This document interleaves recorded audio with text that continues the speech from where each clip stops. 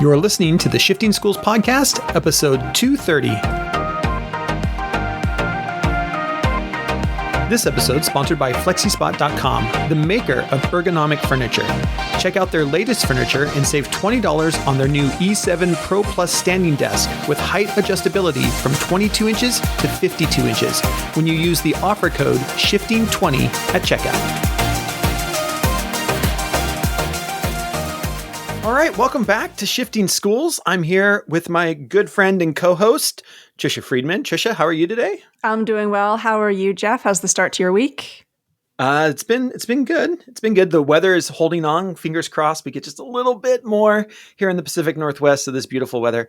So that's been good. We just got off a call with Nancy, who's been a good friend of ours from the International School of Luxembourg. I'm going to apologize in advance to people who aren't international educators. She talks about the ECIS and the CIS and the TPC, and you're going to get a lot of acronyms that international educators, our international audience will know. But if you're not in that, you might need to go look some of those up. Just know they're all organizations. I think that's the easiest way to put it. They're all educational organizations that support international teachers. And I appreciate, Nancy talks about kind of the pivot that she made from being at one school for 31 years, which is remarkable in the world of international education, but the world of education full stop. And I love that we dig into how she prepared for that pivot, how some of the work that she's doing currently is connected to what she was doing, and also just what it means to really focus in deeply, profoundly on trust and how it is showing up or not showing up at your school. Yeah, it was a great conversation just about even, making pivots in being able to present, being able to be a leader. I love the conversation we had around trust, the conversation we had around even some of the protocols that you can download free over at Shifting Schools under our free resources.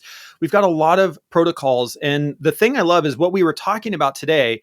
I kept thinking about those micro menus that you created, Trisha, that you can download for free over there. How do we build trust? I love that you bring that up in today's episode, is this idea of how do we build trust amongst our teams, amongst our staff, and amongst our students in our classroom as well. I can't say enough about how great of a leader Nancy is. So listeners, hope you enjoy this conversation with her. And I'll mention it comes up, the idea of really respecting and truly appreciating and valuing your audience. So listeners, we feel the same way about you. And we love hearing from listeners when they let us know of a topic they'd like us to explore more deeply on the podcast. So if there's something you would like to see us discuss, you can always reach out on social media at Shifting Schools or email info@shiftingschools.com. We love hearing from listeners. Yeah. So here's a great conversation with Nancy, all about collaboration, making the pivot from being a full-time educator into a consultancy role. She now is a leader over at ECIS, which is the European Council of International Schools. For those of you, just a great conversation with a good friend of ours, Nancy from Luxembourg. And with that, on with the show.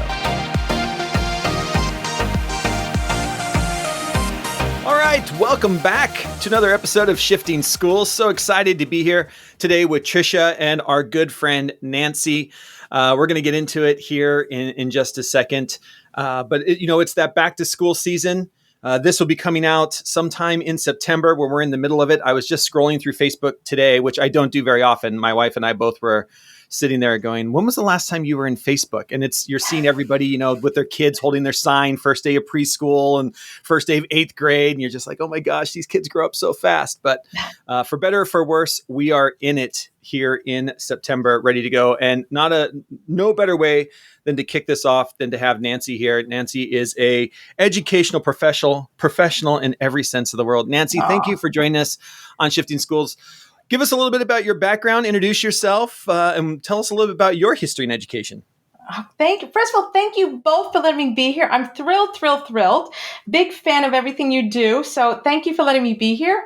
All right, a quick background. I don't want to bore people. So this is when people might want to go to the bathroom right now and say, oh, we don't want to hear a background. So please stay.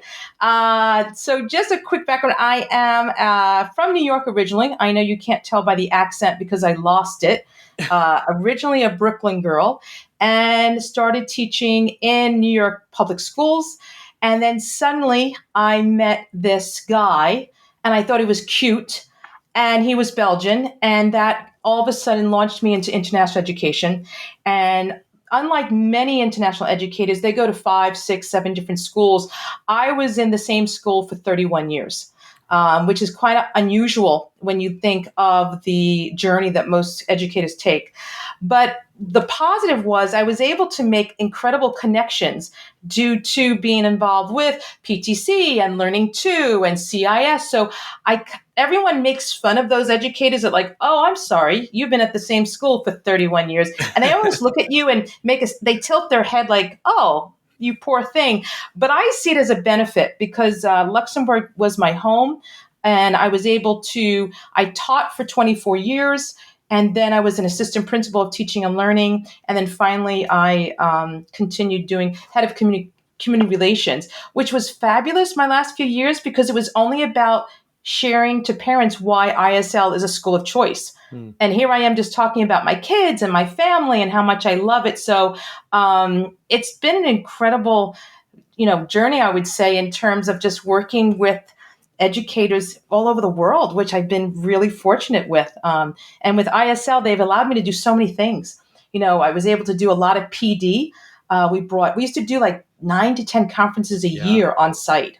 And my school was like, Nancy, just do it. I'm like, okay. And I would just bring people in. And that's how I met Jeff for the first time for Learning 2. All of a sudden they said, oh, for Learning 2, you have to have a restaurant. I'm like, we're not having a restaurant. We got a bus and we brought everybody to my house. And I loved it. And then I was able to do the loft, which was really a silver lining of COVID in terms of connecting. And now, most recently, I retired. And this is when everyone says, Nancy, you're too young to retire. You look too young. Oh, why, thank you.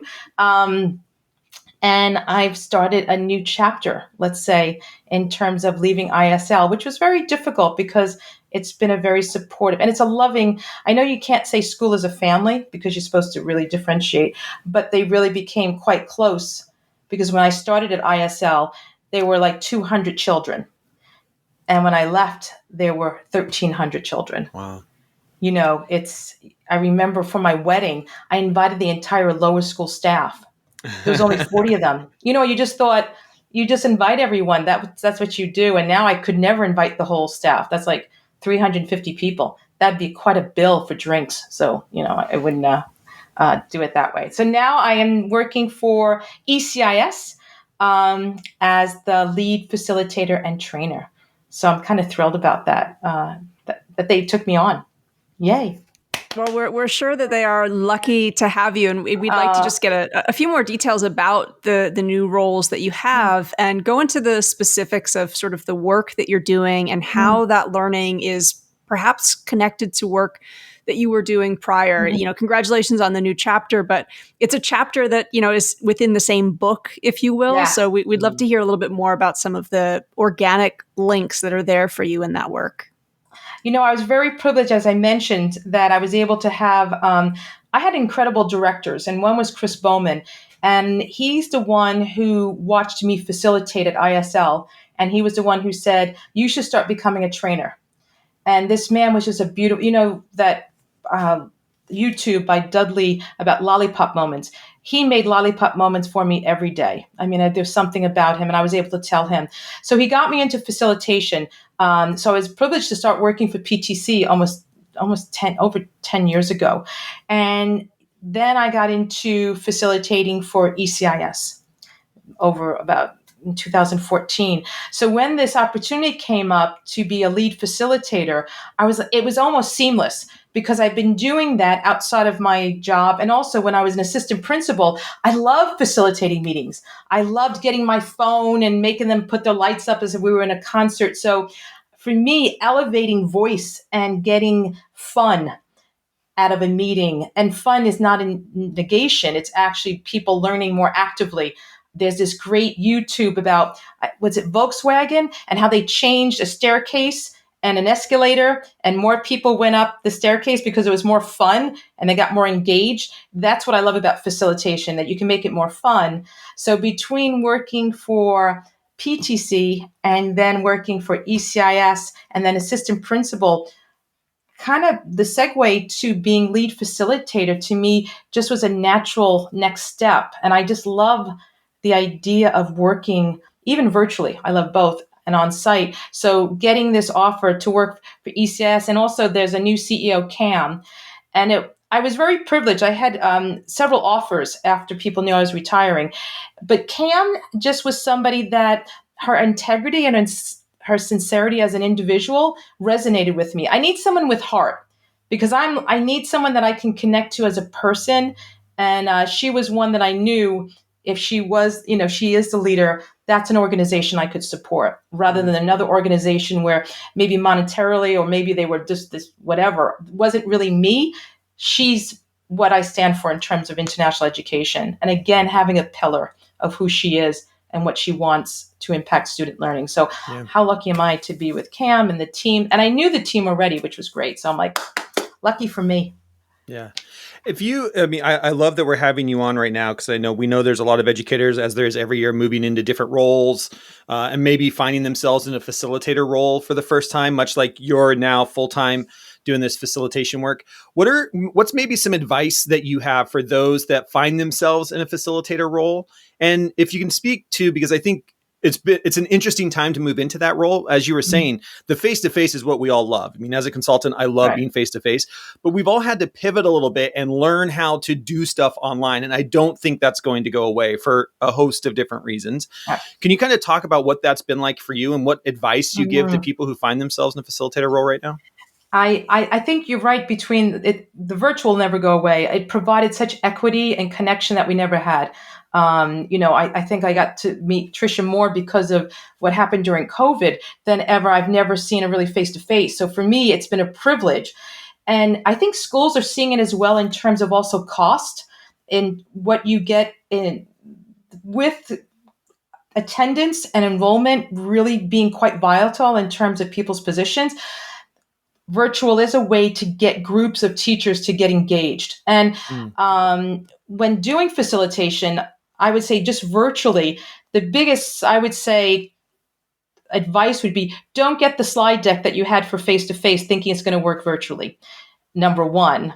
Number two, you have to study it. It takes more preparation for me virtually than face-to-face. Because when I used to do face-to-face and I was like, I'm not really sure where I am right now. I'm like, okay, everybody, turn to your partner and talk and unpack and think of a 5-word summary. And inside I'm like, what am I doing next?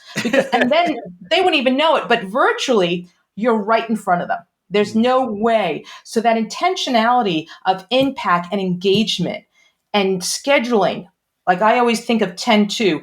I speak for 10 minutes, 2 minutes of engagement. Like you have to have them unpack, checking for understanding. So number one, if you're doing virtual facilitation, it's the intentionality, it's the preparedness, and it's not the same skill set that you had on face-to-face. It's a totally new, and that's what I love what I'm doing now is I'm in a learning mode again. I'm researching people that I never thought. I've always used adaptive schools, but now I'm looking at this one resource I love. His name is Chad Littlefield. I love his work. I love his YouTube. It's all about, he does face-to-face, but he's done a real focus on virtual. And I'm relearning how to do certain types of protocols and strategies virtually. And that is the intentionality. I think some people, because I still go on a Zoom and people are talking to their slide deck and they have bullet points. And I'm like, are you kidding me? Like, have you read Zen presentation? Have you read Talk Like TED? It's like, and to me, I find it insulting after 2 years that people still think that's acceptable, that you really need to think about honoring people's time and respecting that their workday and ensuring that when they leave this situation, that they actually have a takeaway that's immediate. As soon as I see a PowerPoint where the person's talking and there's more than 7 bullet points, I'm like, thank you so much. I have another meeting. Like I just, it's being lazy to me. So in terms of virtual, it's that definite being prepared, and you have to relearn so many. I mean, Trisha, both of you know, we're all on it all the time. It was a Yeah. new landscape that a lot of facilitators did not realize the impact. Like what I'm doing, I'm talking too much right now, so I'm supposed to check for understanding right now. You know what I mean? Like it's Yeah. knowing when to stop talking, and also taking risk and trying new virtual spaces. Mm. I mean, a Zoom room is great, but how about Kumo space? What about Wonder? What about different types of ways to get people engaged? Because I hear about Zoom fatigue. I Hmm. don't think it's Zoom fatigue. I think it's just bad facilitation. Ooh, I agree 100%. You Trisha, know? how about you? We've done a ton of stuff virtually, and we've been learning a lot together as partners, and then trying stuff on. What are some advice that you have along? I mean, everything Nancy said nailed it. And do you have anything else you'd like to add? Yeah, I think, Nancy, underneath what you were saying is really this belief and this value that the folks who are a part of your session, we have to appreciate and value them, Mhm. right? And part of that means giving them the space to co-create, to collaborate. And I think, Jeff, you and I talk all the time about this idea of using silence as a thought partner, Absolutely. giving people some room to just reflect, collect their thoughts, almost, like move your eyes and your perspective away from the screen, Mhm. get into your own zone, and then maybe, a breakout room, or then be participating. But the pace of it, I feel like, needs to, or it's been, to me, maybe the learning has been, slow down. It is Mm. much better to have conversations at depth than to, like you were saying, Nancy, like get through what you think are your objectives. But part of the joy of professional learning, I think, is having just really, really great conversation and debate. But, we need time for that. You can't rush it. Absolutely. Well, it's Yeah. those connections. I mean, that's what Mm. I feel like it's what sometimes it's missing. When I see there's something's a webinar, sometimes I don't even want to engage. I don't need to be, or I put it on and I'm walking around the house, or I put it on my headphones and I Yeah. just listen. But Tricia, I totally agree. It's that collaboration, it's that connection. It's feeling like I'm being elevated in some way and honoring people's processing. And when you look at international school teachers, look at their languages, their proficiencies. Their English might not be their best language. So are we honoring how we keep on saying how we differentiate for our students? Are we differentiating for those who are attending our session? So yes, let's shut the video off. Why don't we just, I love doing eye yoga, at the end of the session, let's just stop and bring a center to ourselves rather than saying, thank you so much, bye, and then Mm. click off. How do we bring everyone back to their center Mm. before they leave, and just respecting, them as learners, and to differentiate accordingly for that 1 hour session, which as I mentioned, some people take for granted the planning it takes for an hour session. Mm. Yeah, It's the I agree. intentionality. Yeah, the intentionality is huge. And I love, you can't just take your old slide deck and throw it into a virtual session and run with it and think it's going to work. It's a whole different way of presenting, and you have to remember that. I love that we're headed down this track, because one of the things that you do a lot of lead learning on is around this idea of collaboration. Mhm. And I don't think it gets enough talk. I don't think we talk about it enough in education, because we just assume that educators know how to collaborate. You all just became, hey, congratulations, you're the new fourth grade team. You all know how to collaborate. Just go do it. And what I love is that a lot of the work that you do is around supporting schools, supporting teams Absolutely. in this idea around collaboration. Can you kind of talk to that? And what are some things that you're seeing, and why is that such a passion of yours? I think I've been so fortunate that I, even working with the staff, that number one, I've seen the power of when you get, Kath Murdoch uses this word, which is called the collaboration hum. Hmm. That when the collaboration is working, there's a certain hum in the room. And recently, I've been proposing the idea of getting a balance, and this is not my work, it's from Hargraves, of getting a balance between trust and they call it precision. And precision is the use of strategies. So the example that they say is when you have a team that has low trust and low precision, that means they don't use any strategies, norms, or protocols. There's no collaboration. Then they talk about the idea of when you have high precision and low trust. And that example is when you have a leader who's just telling what to do, how to do it at a meeting, and not allowing for the staff to unpack or teams to unpack, but that looks super organized because there's an agenda and you're doing this and this, but it's not allowing that reflection time. So that's contrived. Then they talk about then I mentioned the idea of when you have very high trust and low precision. And this is where I talk to teams as saying, you've been together a really long time. You have a very high trust. You know each other's kids and families. You know each other. And you just know every month you kind of do moderated grading. You don't know how you do moderated grading, but you know you do it. But imagine a new team person comes to your team. How do they know what is the parameters of moderated grading? They have no precision. They have no protocol. And it's actually ineffective because it's not part of the organization. It's actually because that team has such a high level of trust that they actually just can anticipate each other's actions.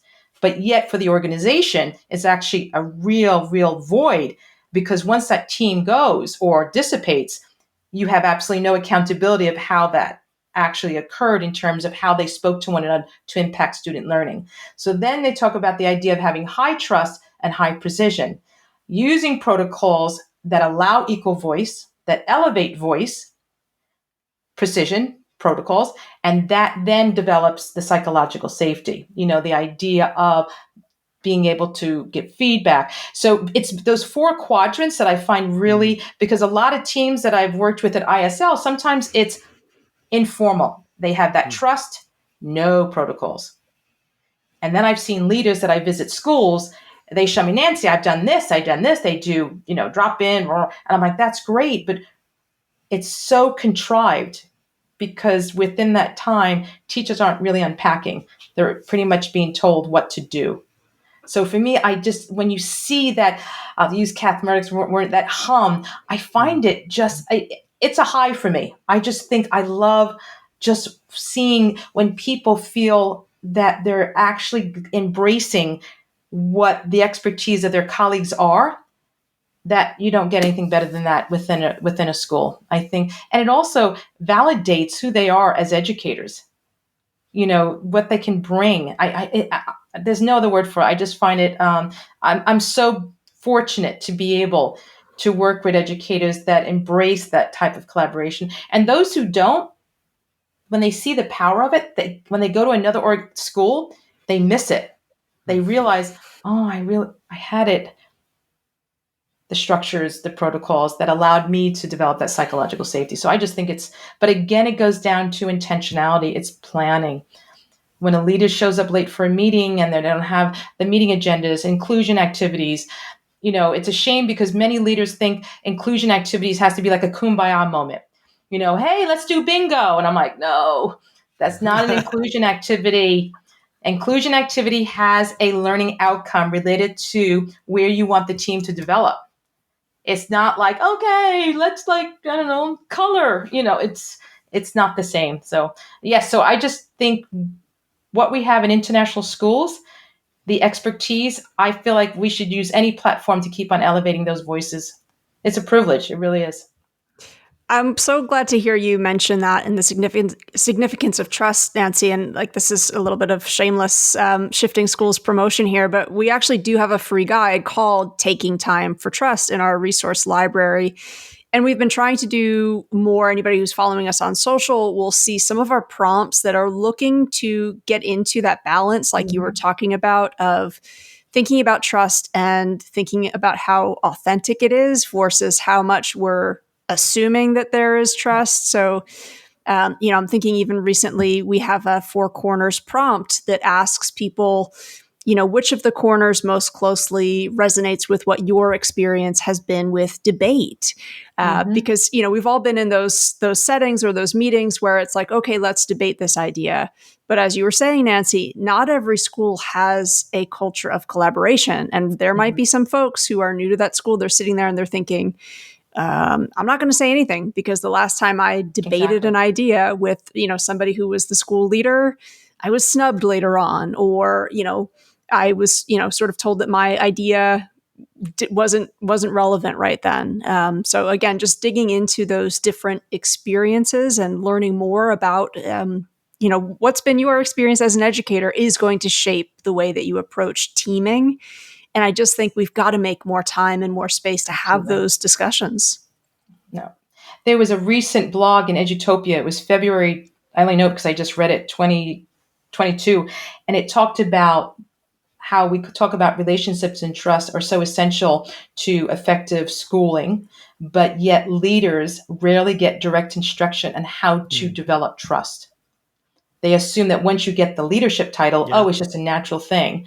But there is no really, and I don't like the word direct instruction, but really just saying, what are you doing to ensure that you are modeling the behaviors? There's so many trust models out there, just pick one, but stick to it. You know what I mean? But right now it's that void that you find some educators leaving schools because of it. It's that culture. Well, and I agree with you. I think there's this inherent thing, and I don't know if it's just in schools, but I mean, we all work in schools, but there is this kind of we just believe that once you become a leader, like you got your first principal job, great. You know how to lead, you know how to effectively run a staff meeting, or we know we have a lot of technology and instructional coaches that listen to the podcast, and all of a sudden you get your first instructional coaching position and it's okay. Now you know how to coach because you've been given the position. You just know how to, and coaching peers is a completely different and learning to collaborate and running protocols, completely different skill set than being a peer in the classroom and being a classroom teacher, with your group. But I just think we do such a disservice a lot of times just believing that, oh, you've got this position, you must know how to do this. And then we find out that you don't, and things don't work well at those schools. Even for me today, I have a book, I'm not even going to show you, that I'm constantly trying to learn new approaches that allows different voices to be heard. And for me, I enjoy that. It's almost like research. I know I have to read this book. I know I have to read this book. Anytime Trisha, if somebody mentions a book, I'm like, okay, I have to read this. It's that constant, I don't have enough time to read everything that I want to, but at least there's a desire to. What's disappointing is when you have certain leaders, like you said, Jeff, that just think, oh, I have this position, I can just walk into a meeting. Yeah.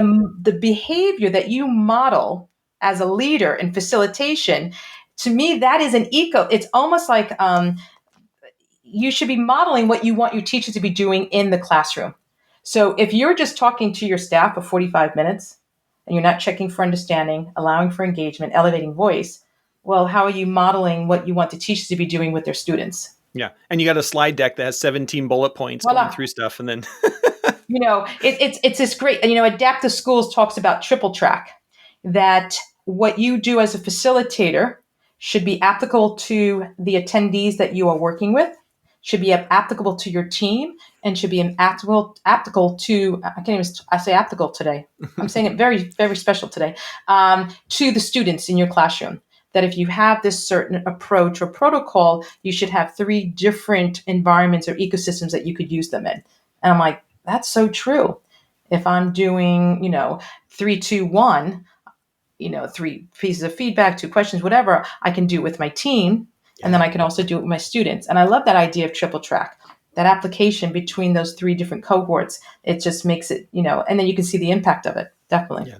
And that's one thing I love. And Trisha, I'll let you talk to this, but I think our micro menus that we have over at Shifting Schools, again, in our free resources, the way that you've designed those micro menus are ways to get those conversations. You can use those in a team meeting. You can use those as a principal in a staff meeting, but a teacher can grab those and either make small little tweaks or just take and use them with kids. Like the same process, that same protocol of using micro menus works regardless of what's the relationship between the people in the room.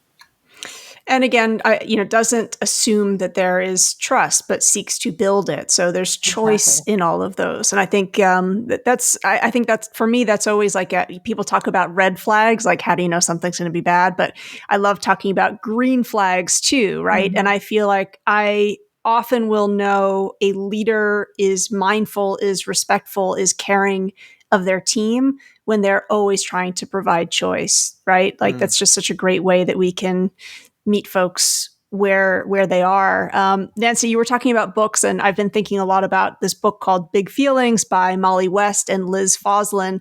Folks might know some of their illustrations. They always turn up in places like Forbes and Harvard Business Review. They've got great little cartoons that they also say, hey, use this in your presentation if you would like. And they, I think, coined the phrase selective vulnerability. So they, talk about how leaders are always being told, you have to be vulnerable. You have to be, yes. And we also, have our own boundaries, right? So they really tried to frame it from choose the things in which you're going to be vulnerable about and will be meaningful for your audience, right? Like, Exactly. not everybody needs to know like my very personal story about thing XYZ, like what is going to be important to them and is comfortable for me to share. So I'm wondering, Nancy, again, you're entering into this complete new arc in your educational journey. It's difficult. I was so happy to be at the session where, you were kind of celebrating the end of your time at ISL. That was such a nice way, I think, to honor what you did for that community. Thank you. And I know that whenever people are in that position of, okay, I'm breaking away from something that, has been a part of my identity for years and years and years, starting that next thing is hard. And we will have many listeners who will be thinking that the jump that you've just made, maybe they're getting ready to make it. So selective vulnerability, Nancy, can you share some wisdom for those who are thinking, I want a new challenge? What's going to help me? For me, it was almost saying, was it the right time? Because I didn't have to retire officially, because in Luxembourg, you retire after 40 years. So I actually had my 40 years of service. And then I thought, I'm 58. Do I really want to stop? Then I knew I couldn't stop because I'd drive my husband crazy, and I'd be like, okay, what do you want to do? So I knew I wanted to do something. The change for me was more or less looking at knowing that if I was going to do such a transition, I had to have certain things in my life in place. So I knew that I had to, first of all, I couldn't just leave ISL with nothing going into. There's no way. I said, I have to, even if it's 3 days a week, I knew I had to be doing something. So knowing my personality, knowing I could not just sit in Kalen. I mean, I have cows behind me and forest. There's no way. So the first piece of advice, if you are going to have a change, ensure you have something that you're changing to. Some people I know have retired and then they didn't have anything that they were working towards. And it was kind of like a loss.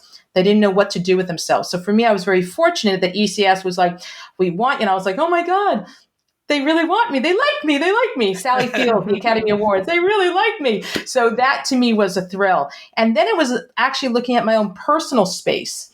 Now that I was so used to going to school for 36 years, so I'd get up. I'm an early riser. I get up at 4:30. I'm at school between 5:30, 6, and I usually left around 7. And then that was my day. Suddenly, I'm home all day. So it's those typical things you read about. I had to make sure. So I cleaned my office. I made sure my space was really a workspace that differentiated from the house. And now for me, it was boundaries. Because when I worked at the school, if there was ever an issue, I'd be there at 7 o'clock on a Saturday or somebody needed help. Now I have to say, I'm offline now. And with ISL, I loved it, but it was always, I have to admit, it was always ISL. I was always worried that everything was okay with the staff. And now I have to take a step back and make sure there's a balance for me, because suddenly you could be online for 15 hours. So I actually, so I guess advice number one, making sure you have a next step. For me personally, knowing my personality, know yourself. Once you've decided that, it's almost to think of your own personal space. I had to make an area in this house that was only for me. And then I had to set new boundaries for myself and to let people know. And I have to admit, Cam's been great about that, because I work 3 days a week. And Cam's like, you are off on Friday. You should not be answering emails. So my first time I was answering emails, she's like, you're off. Yeah. You have to learn that. And she was so great about it. And I was like, oh, because even when you were off working in a school, you always did things. Yeah, you always did it. And now she's like, you're off now. You have to take time offline. And that was something really new to me. And I think the biggest change for me is now I really have to be much more intentional with connecting with people, because I went to school every day. So you would always say, hey, let's get together on Friday for a drink. Now I don't see anybody for the whole day. So I really have to be like, oh, planning this, making sure when people invite me, I respond. That's very different for me because I'm so used to just, and most people know I don't go out. I don't like bars. I like to be in bed early. Like I'm the biggest like yoga pants lady you'll ever see. And people think, Nancy, you're so wild. You're so loud. I'm like, no. Once I'm home, I hate going out. So now I really have to think someone invited me out. I really have to push myself to go out because otherwise I'm alone. And I really have to think of those relationships and making those connections much more than I did working at a school. So I don't know if there was advice in there. I think I babbled for a bit, but it's just the idea of rethinking your space, how you connect with people, and also putting yourself, especially on virtual, anybody who's working virtually, to stop and get offline. That to me, you just think you're always online when you work at school. Now I have to say, stop. Even tonight, I thought, okay, I have this. And then, you want to get offline after this. And it's healthy and well-being. I think COVID elevated that. But now being a virtual, it's definitely much more on the forefront of when I think about when I start. So if I start at 5, I'll get off by 4. And I love that. I'm like, wow, that never happened. Got a half a day. I don't Seriously. do half a day. I have a half a day. I could go shopping on a Thursday. Like I can get food shopping. I don't have to wait till Saturday anymore. I love that. Yeah. And I think that's one thing I found, I think both my wife and I found when we left the school, even when we moved back here to the States, my wife was a school counselor here at a public school for another 7 years here in Seattle. And so we still had those connections, right? We had the happy hour and there was, the school auction and you still had connections and then when we both are now working self-employed, and I wouldn't even say just working from home. I mean, we do work from home, but it's just being self-employed. When you're used, and I think you're right, in education, especially overseas, like international teachers will, I know I can just see everybody shaking their head. Like that becomes your friend group. Yes. And you do everything together. And Tricia, how's it been for you? I mean, you guys have moved back now a couple of years. Have you found that it's different? It is different, but I'm thinking, here in Canada, my wife's school are now trying to figure out, they've implemented, I think this started in France first, the right to disconnect law. So that's come to our province here in Canada. Wow. And so the school is trying to navigate, okay, so how do we want to organize communication around this? Do we want to encourage people making use of like the Gmail schedule send?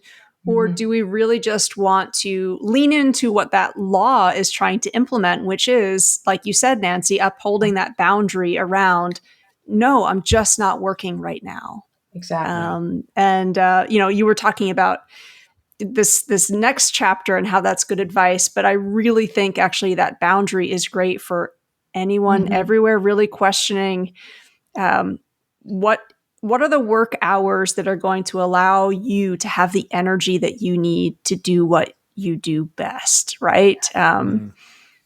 It's always good to think about that and think about, when we're creating presentations, right? We can tweak them. When we're working on lessons, we could improve it, find another thing. And then, an hour of our evening has gone by versus sometimes this thing is good enough and I'm going to have a little more energy for the students, for my peers. I'm going to have a little more time with my family. That's it. It's the family it's really family that, and at this time, my son, one son is living in London and I get to go see him now. I want to embrace where he is. And I was very fortunate. Both my boys went to school at ISL, so I was always able to see them. I don't know if they liked it because I knew everything, I know what you got on that test, the poor kids, and I was assistant principal and there's your mom always there. But it's really, and Tricia, I couldn't agree with you more. We talk about how COVID was going to change us, and I'm hoping that most schools did not go back to the same routine. Sadly, I think many of us did. We're still looking at exams. We're still looking at everything we said we would change. I don't know if it really has. I do feel that COVID has made an impact in terms of pastoral care at schools, looking at the mental, social, the well-being of the students and the staff. And that has continued in terms of knowing the impact it will take on the students and the staff. And that has to continue. It can't be one of these initiatives that we're just saying, okay, it's the right thing to do, or this is what we should be doing. It's really something that I've taken to heart, and which I never did. I would work, like I said, 11 hours at school, and I'd be like, that's normal. I'm like, no. And now I'm like, don't work on Friday. Love this. Yeah. Nancy, it's always so great to get a chance to catch up with you and talk. If people want to reach out to learn more about you, to maybe have you come in and do some facilitation around collaboration in their schools, what's the best way for people to reach out? They can definitely connect with me on Twitter. I'm Nancy in Lux1. Also on the ECIS website. I know what's great is with COVID somewhat not really, well, hope dissipating. I'm visiting schools. I just went to Saigon South, which I love. I'm going to other schools that are finally saying, oh, we can have somebody come. So that's been a real thrill. So definitely the ECIS website, and then my Twitter if you want to reach out, because we have a lot of things coming up.